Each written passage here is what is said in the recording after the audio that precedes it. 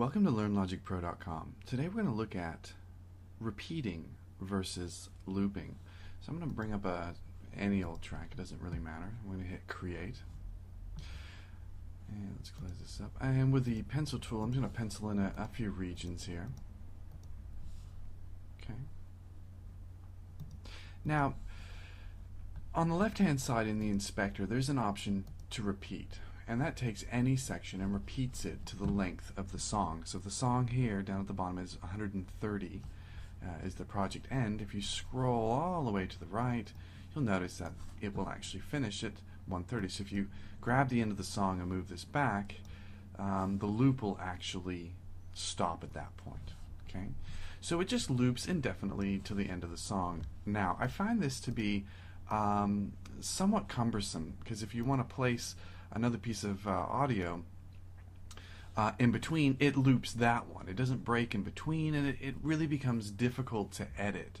And say if you wanted to stop this bar, this loop for a couple of bars, right here, you want to stop this section, you'd have to essentially roll this back, then make a copy here and move this in, and again it starts to loop. So it just becomes extremely cumbersome to be able to do arrangements while you're dealing with a loop. And I do use the loop under certain situations, but I do find that I repeat more than I loop. So I'm going to undo all of this stuff that I've just done, and here we are with the four regions. Now, the difference between the looping and the repeat is the repeat actually repeats this region and doesn't loop it, but it repeats it. So I'm going to use the Command R, which brings up the repeat regions and events option. Here you have an option to do the number of tracks, the length, is it per bar, so you can actually repeat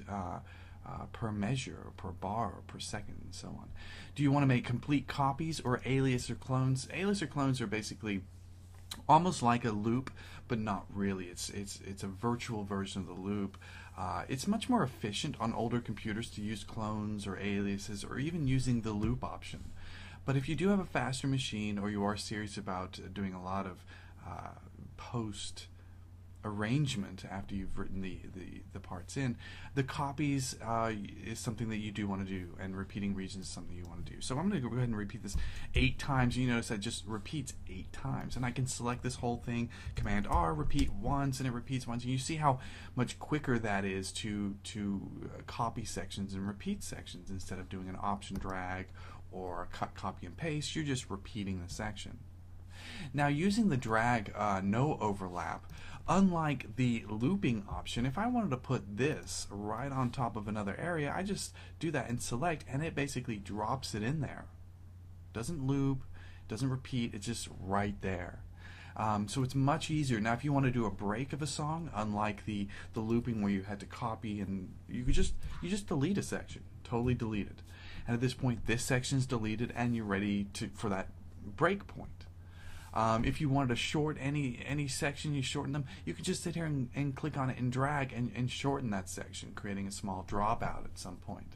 With the loop option, you can't do any of these options, and you will find using the loop option could actually slow down some production aspects with the arranging than actually doing repeating. Now, repeating is a little bit harder on the system, but you will find over time it is much better of a repeating or editing or looping tool to basically copy and paste a single section throughout the entire song. I'm going to make this a little bit smaller to show you how extreme this can actually be, dragging this down, and I'm going to take one of these and just repeat it 200 times, and you'll notice now this section repeats all the way up here. So it's very, very easy to make copies of any one section throughout the song. And that's repeating versus looping in Logic Pro 8. LearnLogicPro.com.